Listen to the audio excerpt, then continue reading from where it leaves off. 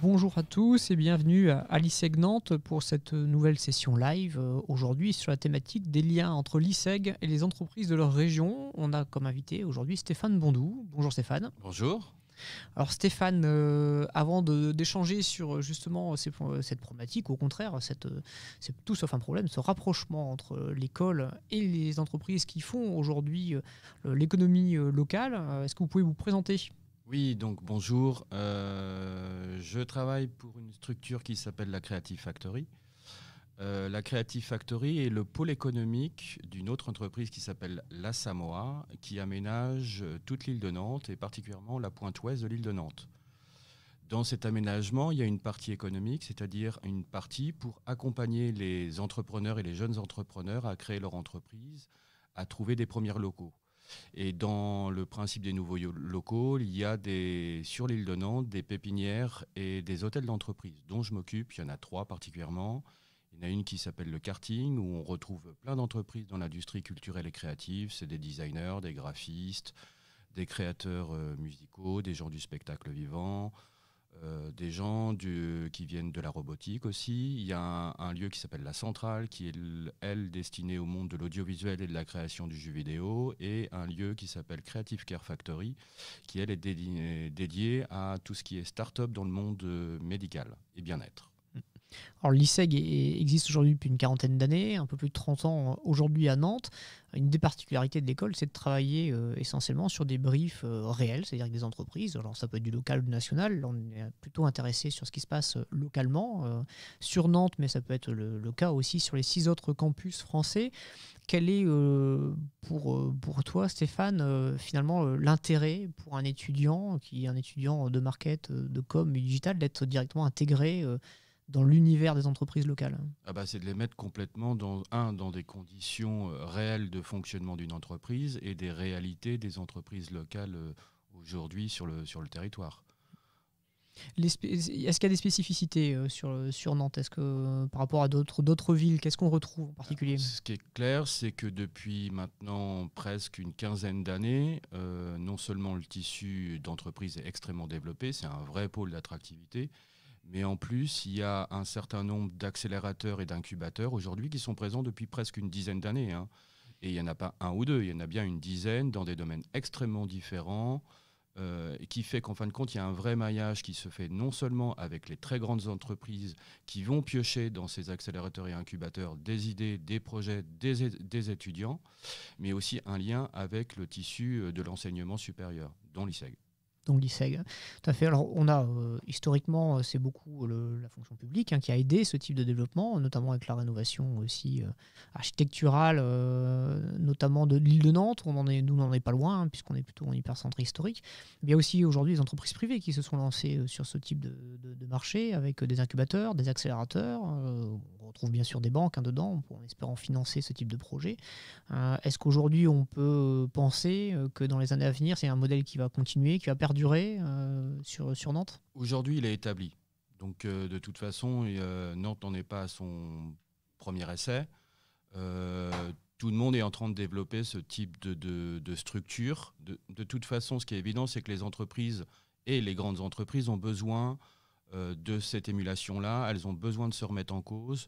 Donc, à travers ce type d'accélérateur et d'incubateur, ça leur permet de voir les perspectives de demain. Donc c'est ce qui est attendu de la part des entreprises et elles sont très proches de ce type de structure. Alors il t'arrive d'accompagner nos étudiants sur certains des projets justement apportés par ces entreprises. Est-ce qu'il y a aujourd'hui un projet que tu auras en tête, quelque chose qui t'aurait marqué plus qu'un autre? Alors des projets, pas vraiment. Par contre, ce que je trouve extrêmement intéressant et qui est une vraie réalité et des choses que je peux voir après, parce que finalement, ces étudiants, je peux les retrouver demain sur un de mes sites. Donc, je les vois en problématique de fonctionnement par rapport aux entreprises. Et le fait, par exemple, de travailler dans l'ISEG fait partie d'un groupe. Dans ce groupe, il y a plusieurs écoles. Et le fait de pouvoir travailler sur des projets avec des gens qui viennent de la création pure, d'autres qui viennent du développement informatique et de la programmation, d'un point de vue culturel, c'est très important. La plupart des étudiants qui ne sont que dans leur école avec une typologie type marketing et com, quelquefois sont très surpris des relations qu'on peut avoir après quand on travaille sur un réel projet en entreprise, de ces rencontres qui sont très différentes, qui ont des manières de penser différentes, des manières de voir. Et ça, moi, ça me paraît totalement essentiel. Alors, sur une année, aujourd'hui, à l'ISEG, on travaille à peu près sur 60 cas réels, hein, c'est-à-dire à la fois pendant des cours, mais aussi des temps dédiés, notamment sur des workshops. On va voir un exemple qui a été réalisé avec la société Ortival, qui est notamment détentrice de la marque Silence ça pousse, que tout le monde connaît aujourd'hui, qui passe sur France Télévisions.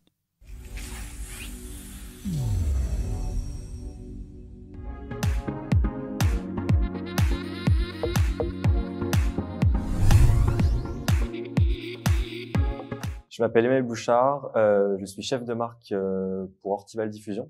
Nous sommes une entreprise de production de végétaux d'extérieur, donc depuis maintenant 180 ans.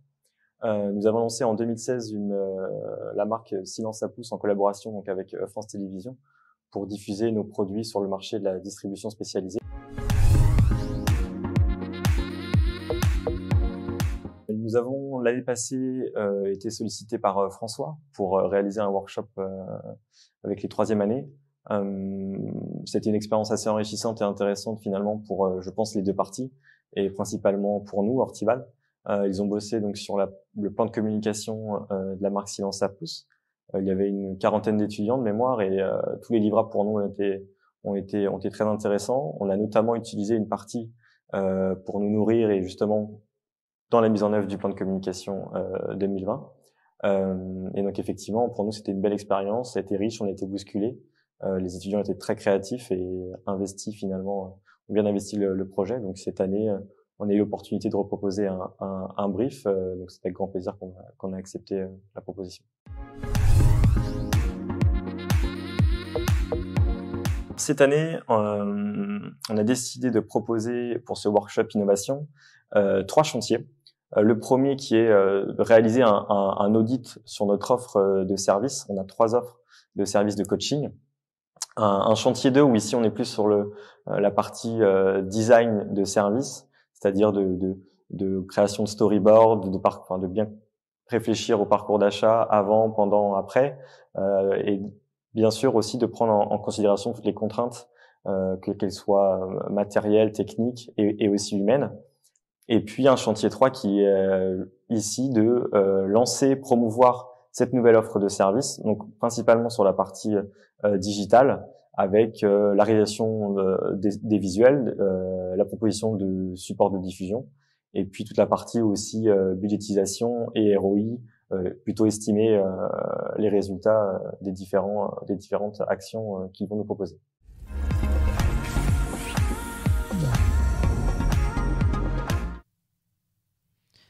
Alors ça, Ortival est un bel exemple de workshop réalisé par les étudiants. On en a plusieurs dizaines par année.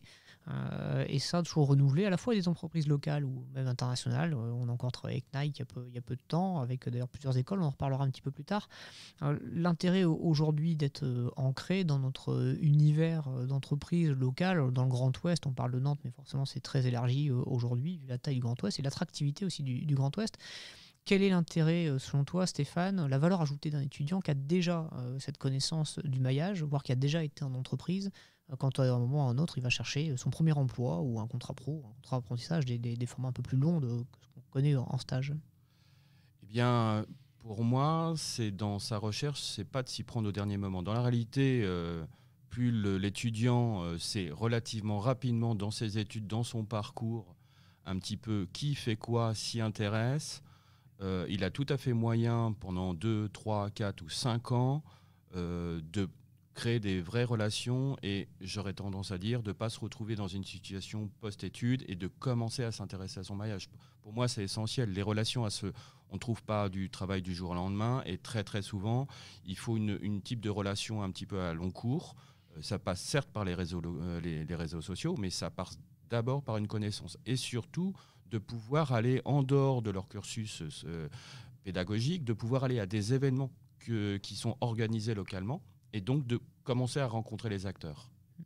Alors on a une partie des acteurs qui sont intervenants chez nous, puisqu'on a des acteurs Ouais. nos professeurs sont en fait des professionnels en activité, et ce sont forcément essentiellement des gens qui sont à proximité de l'école par facilité et par bon sens aussi pour justement commencer ce réseau. Les visites se font aussi de façon assez régulière puisque les étudiants sortent pendant certains workshops ou certains événements pour rencontrer des gens. Puis on a aussi des intervenants extérieurs qui viennent présenter leur métier, leur entreprise, le but étant d'avoir le spectre le plus large possible de visites. Ça se fait aussi à travers ce qu'on appelle un forum career meeting, c'est-à-dire que 2 fois par an, les entreprises viennent proposer directement dans le cadre de l'école des jobs, des stages, des contrats pro, des contrats d'apprentissage et tout format possible, même de la rencontre pure et dure aussi de futurs professionnels qui potentiellement un jour iront chez eux. Ils travaillent aussi leur marque employeur, c'est assez malin de la part des entreprises. Il faut être conscient d'un chiffre important, c'est qu'aujourd'hui plus de 60% des jobs du marketing et de la com se passent par le bouche à oreille et ne vont jamais arriver sur un site du type Pôle emploi ou j'en passe et des meilleurs, puisque finalement les entreprises viennent piocher les étudiants là où ils sont juste avant leur sortie. Et c'est plus facile aussi de pouvoir mesurer, un petit peu sentir un petit peu les choses. On va voir un exemple de l'organisation du career meeting, puis on va revenir sur cette problématique d'emploi aujourd'hui en marketcom. Bonjour, je m'appelle Émilie Cardin, je suis responsable des relations entreprises et des stages au sein de l'ISEG Nantes. J'ai 2 missions, la première étant d'accompagner les étudiants de la première à la 5e année dans leur recherche de stage, mais également de contrats de professionnalisation. Puis la deuxième mission consiste également à l'animation du réseau des anciens diplômés. Chaque année, nous organisons le Career Meeting qui a lieu début février, l'objectif étant de mettre en relation les entreprises et les étudiants, de créer une certaine dynamique. Pour les étudiants, c'est aussi l'opportunité de se créer un réseau, et puis pour les entreprises, bien évidemment, de recruter leurs futurs stagiaires.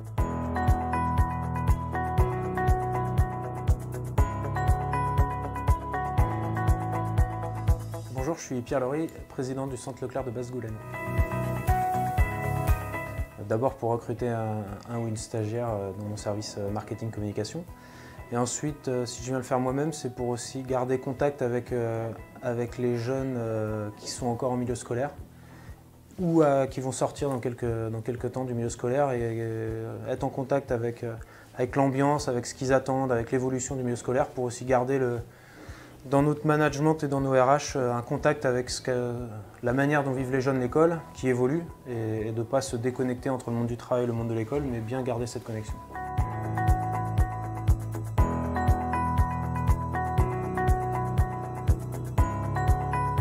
Bonjour, Eva Vincent, je suis responsable du capital humain pour l'agence Altavia Nantes. On accueille des stagiaires régulièrement, on va dire entre 8 et 10 par an. Et depuis quelques années, on s'est rendu compte qu'on recruterait 80% de nos stagiaires à l'ISEG. Donc je crois que c'est le 3e forum auquel nous sommes présents. Et du coup, c'est la manière la plus efficace de rencontrer tous les stagiaires le même jour, en sachant qu'ensuite on fait une sélection et qu'on fait venir les stagiaires sélectionnés à l'agence pour un second entretien.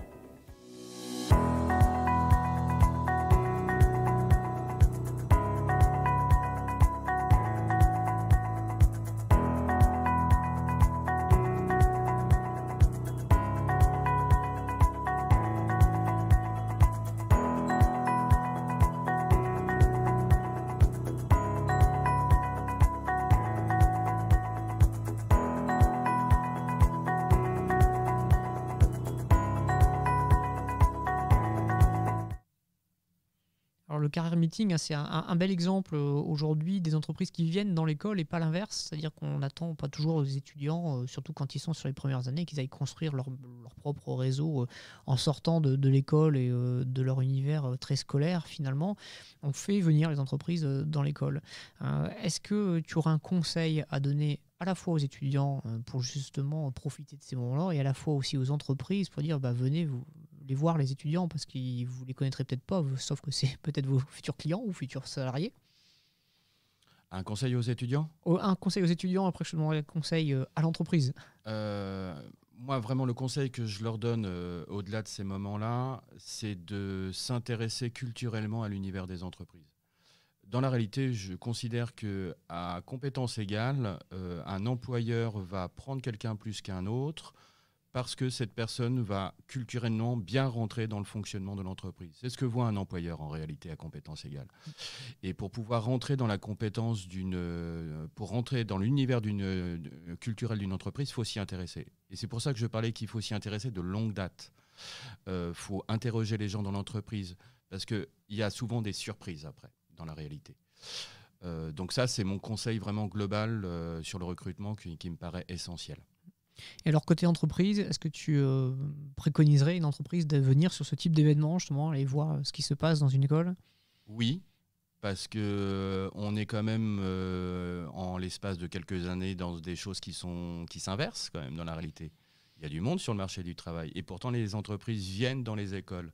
Donc oui, il y a un vrai conseil aussi j'aurais tendance à dire générationnel, de s'intéresser à ce qui se passe dans les générations qui arrivent, dans leur manière d'être et de fonctionner. Et je pense aussi que les entreprises qui viennent poser des cas dans l'école sont pour eux une manière de voir comment des gens de 18 à 25 ans répondent à des types de problématiques de communication et de marketing. Donc pour une entreprise, j'aurais tendance à dire que c'était en lien avec le monde dans lequel ils sont. Ce qui est assez logique, tout à fait. On a régulièrement des annonceurs qui nous ont proposé des cas, ou même des entreprises d'ailleurs qu'on connaît comme ça, qui viennent nous demander bon, je vais embaucher quelqu'un de la génération de tes étudiants, c'est quoi leurs attentes ? Est-ce qu'il faut que ce soit moi qui modifie mon comportement, ou est-ce que c'est eux ? Est-ce que c'est un mix des deux ?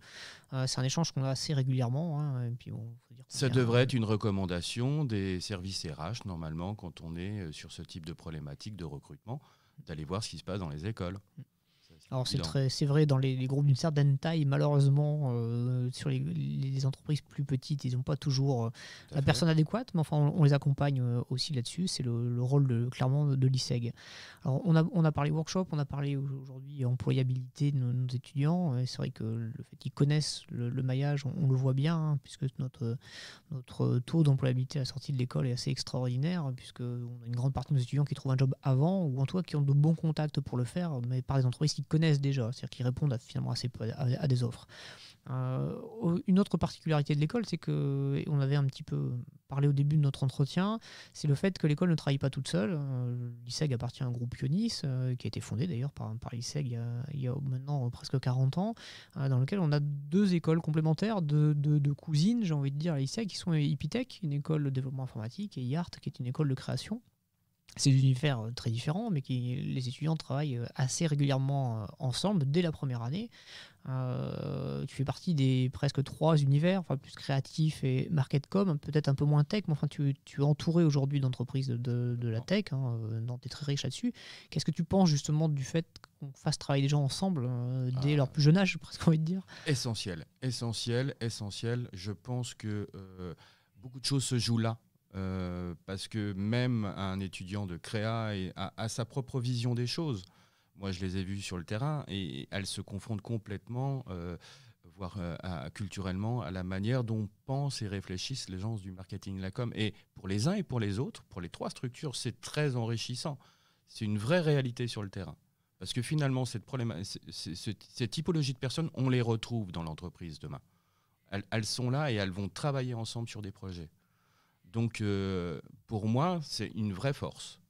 La force du groupe à ce niveau-là et de l'école, elle réside beaucoup sur cet élément. Alors, j'ai souvenir d'une Project Week. Alors, Project Week, chez nous, hein, c'est une semaine dédiée à une très grosse entreprise où toutes les écoles, donc Epitech, Artsup et ISEG, répondent, mais toutes les écoles de France, c'est un projet national. De souvenir, celui que tu avais coaché, c'était celui de France Télévisions. Non, Sony. On a tellement de grosses entreprises qu'on finit par s'y perdre. Donc c'était Sony, en effet. Je me souviens aussi de cette problématique-là, donc très orientée musique pour le coup. Est-ce qu'il y a un événement dedans qui t'a marqué, quelque chose qui était complexe finalement au départ parce que c'était 3 univers et qui s'est réglé ? Qu'ils arrivent à se parler, oui. Qu'ils arrivent à se comprendre dans leur vocabulaire, parce que finalement on se rend compte que les métiers sont extrêmement liés à des vocabulaires spécifiques. Le market a son vocabulaire, et la tech a son vocabulaire, et la créa aussi. Et donc en fin de compte, tout mon rôle d'accompagnement pendant ces moments-là, c'est qu'ils arrivent à se comprendre. Finalement, sur la semaine qui s'est passée, au bout de 2 jours, les choses s'étaient un petit peu déliées dans la compréhension, parce qu'il y a tout un travail qui est intéressant à amener chez les étudiants, c'est qu'ils se mettent à la place de leur interlocuteur. Et donc, ça a été mon travail pendant 1 semaine. Voilà. Alors c'est un univers qu'on peut retrouver en agence, puisque il n'est pas rare dans une agence de travailler avec des techs ou travailler avec des gens avec une culture créative bien plus forte que celle aujourd'hui de l'ISEG en marketcom, qui ont plutôt un rôle de chef de projet un peu plus transversal peut-être aussi un peu en amont, mais culturellement, nous on le vérifie tous les ans, hein, c'est que c'est souvent compliqué en première année, puis commence à s'apprivoiser, on a envie de dire, et puis on finit par avoir des résultats plutôt sympas. On a d'ailleurs un exemple à présenter, que c'est celui des Ionis Synergy Days, où les étudiants travaillent ensemble sur une problématique dès la première année. Hein, donc ce sont des gens qui ont eu le bac il y a quelques mois, et voir comment ça se passe quand on mixe les univers.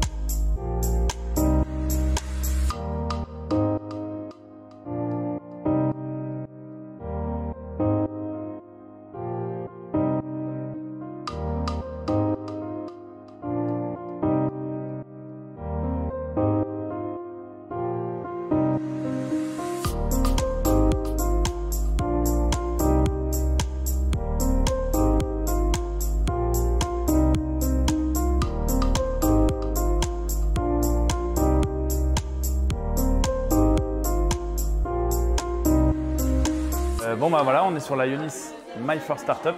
Donc là les étudiants ils vont préparer leur présentation pour que tout à l'heure ils puissent entre eux se jauger, s'auto-évaluer, parce que cet après-midi c'est face à un jury avec des coachs et les directeurs. Donc là ils vont un peu se challenger sur leurs problèmes, sur les solutions et les idées qu'ils ont eues. Ce qui est cool c'est qu'ils sont hyper motivés, donc je suis impatient de voir. Moi perso j'ai pas entendu leurs idées, je les ai beaucoup coachés sur les problèmes, donc ça va être plein de surprises, ça va être assez sympa. Ouais.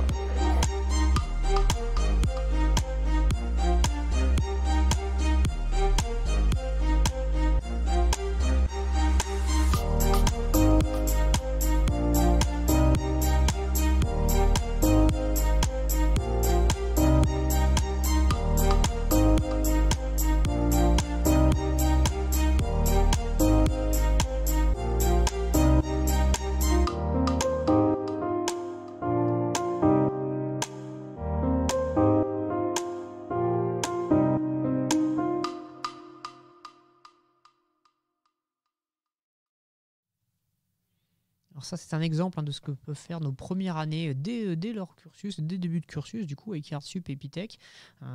Plus ça va avancer, plus ils vont travailler vers des problématiques compliquées, forcément, et puis les attentes des entreprises ne seront pas les mêmes. On va parler cluster. Alors, pas le cluster du Covid, parce que ça, on pourra s'en passer. Ça serait très bien, d'ailleurs, de s'en passer. Pour l'instant, touchons du bois, hein, pas de problématique de notre côté. Tout est en distanciel et ça fonctionne plutôt bien. Même d'ailleurs, les workshops et même les entreprises ont joué le jeu. C'est-à-dire que l'accompagnement se fait quand même. On coach aussi nos étudiants et ils travaillent du coup en distanciel, aussi en équipe. Finalement, ça se fait bien, même si on espère bien les récupérer en vrai. Un de ces quatre, on s'est toujours débrouillé. Je pense que Nantes est une ville qui prône l'agilité. Ça a toujours été dans l'ADN de la ville. Quand je parle de cluster, c'est justement pour parler des clusters nantais. Est-ce qu'il y a des activités bien dédiées à Nantes qui ont la coloration nantaise qui te passent par la tête? Bien dédiées, je ne pourrais pas définir, mais dans la réalité, ce que je vois, c'est la manière de ce qu'on pourrait appeler le jeu à la nantaise.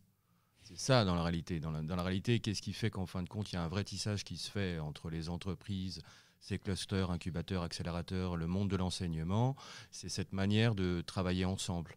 Finalement, il n'y a pas de réelle concurrence. Le but du jeu, c'est qu'en fin de compte, des créations se fassent. Pour qu'il y ait des créations d'entreprises, il faut aussi de l'enseignement et des jeunes entrepreneurs qui ont des idées. Et donc, tout ça se fait à plusieurs en soi. Il y a plein de colorations, parce que ce que j'ai expliqué en début d'intervention, c'est qu'il y a des clusters, il y a des sujets d'incubation qui sont dans différents domaines, ce qui est culturel, mais l'informatique pure, la santé, le bien-être, le design, toutes ces activités sont regroupées sur le territoire. On a une forte présence de la French Tech Oui. à Nantes, qui est historique, puisque Mm. c'était une des premières villes qui a été labellisée avec des compartiments bien spécifiques. Alors aujourd'hui, ils sont tous englobés sous la French Tech, mais enfin, on a aujourd'hui quelques labels supplémentaires. Est-ce un intérêt pour nos étudiants d'être dans une ville justement labellisée French Tech? Oui, c'est une vraie visibilité. Dans la réalité, maintenant, comme Nantes a été labellisée dans une des premières, Nantes est reconnue non seulement au niveau national, mais international. On a quand même un certain nombre de startups qui viennent s'installer à Nantes, de grosses startups. Elles le viennent pour l'écosystème. Et quand un employeur choisit de choisir un territoire, c'est pas dans une volonté à court terme. C'est-à-dire qu'il faut que le territoire soit en capacité non seulement d'être attractif en termes de, je dirais, de conditions de vie, mais aussi de renouvellement d'équipes et donc d'avoir sans arrêt des gens qui arrivent sur le marché du travail qui sont employables. Donc c'est une vision généralement à moyen et très long terme pour une entreprise qui s'installe sur un territoire. On a vu récemment pas mal d'entreprises s'installer à Nantes, des entreprises internationales, puisqu'on a Microsoft qui a ouvert un labo sur l'intelligence artificielle notamment. On a aussi des entreprises plus récentes qui se sont installées, qui travaillent aujourd'hui à la fois avec l'université, mais aussi des écoles privées, avec potentiellement des financeurs aussi dans tous ces modèles-là. On a un vrai pouvoir d'attractivité sur Nantes. Est-ce que c'est quelque chose qu'on constate encore? Oui. Je ne dirais pas qu'il n'y aurait pas un moment, quelque chose qui stagne, parce qu'on est monté assez haut. Mais ça reste un territoire attractif. Je crois que j'ai vu hier un article qui disait que Nantes était deuxième ville d'attraction. Mais Nantes a été plusieurs années première année. Donc une deuxième position, why not? Mais dans la réalité, Nantes, ça y est, c'est installé, c'est un territoire attractif. Il y a d'autres problématiques qui se posent après, mais en tout cas, ça le laisse. Alors je confirme pour les autres problématiques, puisque je suis souvent contacté en tant que directeur d'école justement par des entreprises qui ne sont pas forcément à Nantes ou pas dans l'Ouest, plutôt en région parisienne, qui aimeraient bien finalement changer de territoire et qui cherchent des locaux, des contacts, des partenaires potentiels, voire des salariés. On ne peut pas toujours y répondre. Il y a une croissance un petit peu accélérée de la ville qui est en mouvement en permanence. Souvent, des gens qui ne sont pas de Nantes, quand ils viennent, ils disent mais c'est pas possible, il y a tout le temps de travaux, cette ville, il y a tout le temps des grues, tout le temps des trucs. C'est en partie vrai. Enfin, ça se vit bien et nos étudiants ne se plaignent pas de la situation, au contraire, puisqu'on profite très largement, en tout cas, des entreprises locales. En tout cas, merci Stéphane d'avoir été à vous, présent, et puis avec plaisir, et puis à très bientôt dans les murs de l'ISEG, tu connais bien, hein, puis tu peux même t'installer sur le studio si tu veux. C'est bien. Merci, à bientôt tout le monde. Merci, au revoir.